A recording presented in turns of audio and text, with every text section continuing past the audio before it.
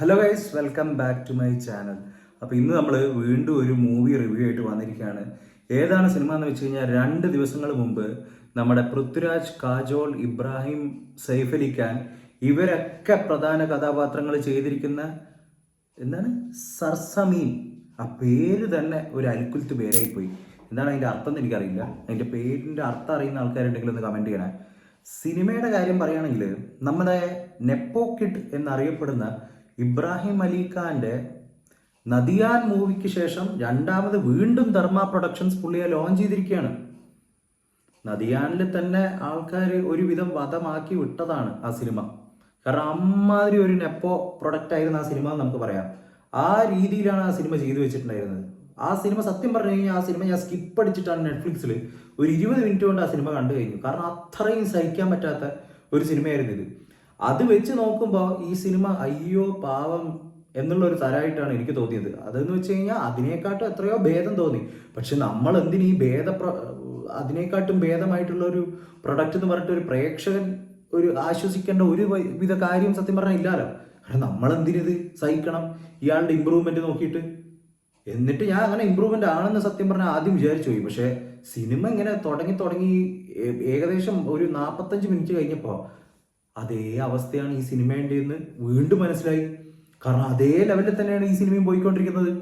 അതുപോലുള്ളൊരു സാധനം ഇത് എന്തിനാണ് ഇത്രയും കഷ്ടപ്പെട്ടിട്ട് ഈ ധർമ്മ പ്രൊഡക്ഷൻസ് ഇങ്ങനെ നെപ്പോ കിഡ്സിനെ കുത്തി കയറ്റുന്നതെന്ന് എനിക്ക് മനസ്സിലാവുന്നില്ല. ഒന്നാമത് അവർക്ക് ടാലന്റ് ഉണ്ടെങ്കിൽ അവർ സ്വമേധയാ ഏതെങ്കിലും ഡയറക്ടേഴ്സിനോട് വന്നോളൂ. ആദ്യം തന്നെ മനസ്സിലായി അമ്മാതിരി രീതിയിലുള്ള ഫെയിലിയർ ആണ്. വീണ്ടും ഒരു നല്ലൊരു ഫെയിലിയർ കൊടുത്ത് പുള്ളിയുടെ കരിയർ കഥ ആക്കാനുള്ള ഒരു രീതിയിലാണോ ഇതൊക്കെ ഉദ്ദേശിച്ചിട്ടുള്ളതെന്ന് സത്യം പറഞ്ഞാൽ നമ്മൾ ആലോചിച്ചു. അത് പിന്നെ നമ്മുടെ മലയാളി താരം രാജുവേട്ടൻ്റെ കാര്യം പറയുകയാണെങ്കിൽ എമ്പുരാന്റെ ഒരവസ്ഥ നമുക്കറിയാം. എങ്ങനെ നെഗറ്റീവ് ഉണ്ടായി, അമ്മാതിരി നെഗറ്റീവും മിക്സഡ് റിവ്യൂസും എല്ലാം കൂടി കുത്തി കയറ്റി ഒരു അവിയിൽ പരിവാക്കി നല്ല നെഗറ്റീവ് ആ സിനിമയ്ക്ക് എനിക്ക് തോന്നുന്നു ഒരു 50-60% ഓഡിയൻസിനെ ആ എമ്പുരാൻ തന്നെ ഇഷ്ടപ്പെടാൻ സാധ്യതയില്ല. ആ രീതിയിൽ പടം കൊണ്ടുപോയി എത്തിച്ച് ആ ലൂസിഫറിന്റെ നല്ല പേരും പോക്കി പുള്ളി ഒരു മുങ്ങിയതാണ്. അതിനുശേഷം ഞാൻ പിന്നെ പുള്ളിനെ എവിടെയും കണ്ടിട്ടില്ല. ലാലേട്ടൻ്റെ കൂടി ഒരു പിക്ചർ കൂടി കണ്ടിട്ടില്ല. അതിനു മുന്നേ ഇവർ രണ്ടാളും ഫുൾ ടൈം ഒരുമിച്ചായിരുന്നു. സംഭവങ്ങൾ, വീട്ടിലുള്ള ഫോട്ടോസ്, അങ്ങനത്തെ പല സംഭവങ്ങൾ നമ്മൾ കണ്ടേ. പിന്നെ എന്താ ഈ സംഭവം എന്നറിയില്ല. അതിനുശേഷം നമ്മുടെ കോൺട്രവേഴ്സിയും കാര്യങ്ങളും നമുക്കറിയാം ഉണ്ടായിട്ടുള്ള എന്ത് തരത്തിലാണെന്ന്. അപ്പൊ പുള്ളി നേരെ ഹിന്ദിയിലേക്ക് പോയി. പുള്ളി നേരെ റിയൽ ലൈഫിലുള്ള പോലെയുള്ള താടിയും മുടിയും. ഫേസ്ബുക്കിൽ ഏതൊരു ചർച്ചയിൽ ഞാൻ കണ്ടതാ. ഇത്രയും കാലമായിട്ട് ഒരു മാറ്റവും ഇല്ലാത്തൊരു നടൻ ബാർബർ ഷോപ്പ് ഇത് മറ്റേ താടി സ്റ്റൈൽ ചെയ്യുന്ന രീതി തന്നെ കഴിഞ്ഞ 5 വർഷമായിട്ട് ഒരേ ലെവലാണെന്ന്. മറ്റേ ആടുജീവിതം മാറ്റി വെച്ച് കഴിഞ്ഞാൽ സത്യം പറഞ്ഞാൽ ശരിയാണ്.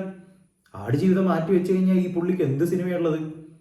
ഒരു കമേഴ്ഷ്യലി വലിയൊരു സക്സസ് ആക്കിയിട്ടുള്ള ഒരു സിനിമ സ്റ്റാർ ചെയ്തിട്ട് എൻ്റെ ഓർമ്മയിലൊന്നും പൃഥ്വിരാജിന്റെ അടുത്ത കാലത്തൊന്നുമില്ല. എന്നും നിന്റെ മൊയ്തീനു ശേഷം ഏതപ്പാ ഉണ്ടായിട്ടുള്ളത്? ലൂസിഫർ ഡയറക്റ്റ് ചെയ്ത് ഹിറ്റാക്കിയ സിനിമ. പിന്നെ ഒരു സിംഗിൾ സ്റ്റാർ സിനിമ ഏതാണ്ട് പെട്ടെന്ന് എൻ്റെ മനസ്സിൽ ഓർമ്മ വരുന്നില്ല സത്യം പറഞ്ഞു കഴിഞ്ഞാൽ. ആദ്യം തന്നെ ഇതിൻ്റെ ഒരു സ്റ്റോറി എന്ന് പറഞ്ഞാൽ അയ്യോ ദൈവമേ, ഇതൊരു സ്റ്റോറിനെ കുറിച്ച് പറയേണ്ട ആവശ്യമില്ല. അമ്മാതിരി ക്ലീഷേ സ്റ്റോറി. അച്ഛൻ മകൻ തമ്മിലുള്ള ഇത് പണ്ടത്തെ കാലത്തൊക്കെ ഇതൊരു ട്രോൾ എലമെന്റ് ഒക്കെ ആയിട്ട് ചില സിനിമകളിലൊക്കെ ബിറ്റ്സ് ആയിട്ട് കാണിക്കും. അച്ഛൻ ഇത്രയും സ്ട്രിക്റ്റ്, അതുകൊണ്ട് മകൻ ഇങ്ങനെ ആയിപ്പോയി. മകനെ അങ്ങനെ ആവാൻ കാരണം അവരുടെ അച്ഛൻ അങ്ങനെ ട്രെയിൻ ചെയ്തിരിക്കുന്നത്. കുട്ടിയുടെ കയ്യിൽ ഗണ്ണൊക്കെ കൊടുത്ത് വെടിവെച്ച് കളിപ്പിക്കുന്ന ഒരു പിതാവിന്റെ മകനാണ് ഇതിൽ പൃഥ്വിരാജ്. അതുപോലെ തന്നെ പൃഥ്വിരാജും കുറെ കാര്യങ്ങൾ പുള്ളിയും ഇവൻ സോഫ്റ്റ് ആണ്, ഇവൻ ശരിയില്ല, ഇവൻ വിൽക്കുന്നൊക്കെ കണ്ടു കഴിഞ്ഞാൽ ആ സമൂഹത്തിലുള്ള ആൾക്കാർക്ക് മുഴുവൻ എന്തോ ഒരു ചർച്ചാ വിഷയം, നാണക്കേടൊക്കെ ഉള്ള പോലെയാണ് ഇവർ ചിത്രീകരിച്ചിരിക്കുന്നത്. അത്രയും ബോധമില്ലാത്ത ആൾക്കാരായിട്ടാണോ ഇവരെയൊക്കെ കണ്ടുവച്ചിരിക്കുന്നതെന്ന് എനിക്കറിയില്ല. കാരണം എല്ലാവർക്കും ഒരു പരിസര ബോധം വരില്ല. ഒക്കെ ഒരു മനുഷ്യൻ അങ്ങനെയാണ്, അതിനിപ്പോൾ എന്ത് ചെയ്യാൻ പറ്റും? നമ്മൾ ചിലപ്പോൾ രഹസ്യമായിട്ട് പറയുമായിരിക്കും. അത് എല്ലാവരും അപ്പം തന്നെ എന്തോ തൃശ്ശൂർ പൂരം മറ്റേ കണ്ടതുപോലെ അതിനെ കൊണ്ട് സംസാരിച്ചുകൊണ്ടിരിക്കുക. അമ്മാതിരി രീതിയിലുള്ളൊരു ഫെയിലിയർ പ്രൊഡക്റ്റ് കണ്ട് സഹിക്കാൻ പറ്റില്ല. അതുപോലെ തന്നെ അതിൻ്റെ ഇടയ്ക്ക് കാജോളിൻ്റെ കുറേ ഇതൊക്കെ ഓക്കെ ആയിരുന്നേ. അതിനുശേഷം അവസാനത്തെ ഇതിൽ കാജോളും അടി തുടങ്ങി. പാസ്റ്റ് പുള്ളിയും ടീം തന്നെ പുള്ളിക്കാരിക്കും കൂടി കുറച്ച് എന്തെങ്കിലുമൊക്കെ ഫൈറ്റും കാര്യങ്ങളൊക്കെ അടിച്ചു കൊടുക്കണമല്ലോ. കാരണം രാജുവേട്ടൻ കുറേ അടിയും അഭിനയവും ഒക്കെ ചെയ്തിട്ട് വെറുപ്പിച്ചിട്ടുണ്ട്. പിന്നെ ഇതിൽ ഏറ്റവും ബെസ്റ്റായിട്ട് എനിക്ക് തോന്നിയൊരു സീനുണ്ട്, ഞാൻ അത് മറന്നു പോകാണ്ടിരിക്കാൻ നോക്കി വെച്ചിട്ടുണ്ട്. നമ്മുടെ രാജുവേട്ടനും ഇബ്രാഹിം അലിയും കൂടിയിട്ടുള്ള ഒരു സീന് മക്കളെ.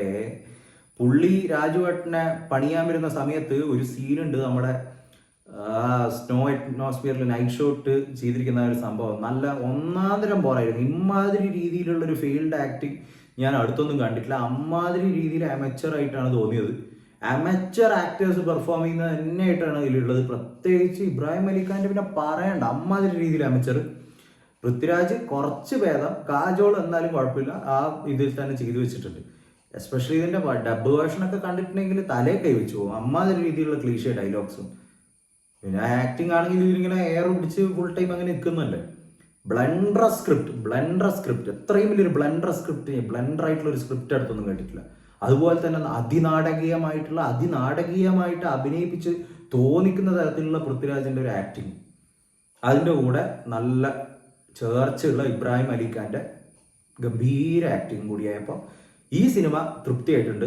ധർമ്മേന്റെ second relaunch of Ibrahim Ali Khan എന്തായാലും ഗംഭീരമായിട്ടുണ്ട്. ഇനി അടുത്തൊരു പ്രൊജക്റ്റും കൂടി കൊണ്ടുവരിക, ആൾക്കാർക്ക് ഇങ്ങനെ ട്രോൾ ചെയ്യാൻ വേണ്ടിയിട്ട് വീണ്ടും സബ്ജക്റ്റ് ഉണ്ടാക്കി കൊടുക്കുക. അപ്പോൾ നിങ്ങൾ ഈ സിനിമ കണ്ടിട്ടുണ്ടെങ്കിൽ എന്താണ് നിങ്ങൾക്ക് തോന്നുന്നതെന്ന് വെച്ച് കഴിഞ്ഞാൽ കമൻറ്റ് ഡൗൺ ബിലോ. ഞാൻ ഈ വീഡിയോ ഒരു കട്ട് കൂടി ഇല്ലാണ്ടാണ് ഷൂട്ട് ചെയ്തിരിക്കുന്നത്, 6 മിനിറ്റ്. അപ്പോൾ അതിൽ ചിലപ്പോൾ എന്തെങ്കിലും തെറ്റും പോരായ്മകളും എന്തെങ്കിലുമൊക്കെ ഉണ്ടാവും. അപ്പോൾ അങ്ങനെ എന്തെങ്കിലും ഉണ്ടെങ്കിൽ സോറി. ഈ ചാനലിൽ ഒരു 700+ വീഡിയോസ് നമ്മൾ ചെയ്തിട്ടുണ്ട്. അപ്പോൾ വീഡിയോസ് ഇഷ്ടപ്പെട്ടിട്ടുള്ള ആൾക്കാർക്ക് അതൊക്കെ പോയിട്ട് നോക്കാം. സബ്സ്ക്രൈബ് ചെയ്യുന്ന കാര്യം ഒന്ന് പരിഗണിക്കാം. Will come with another video next time. Until then take care and bye by.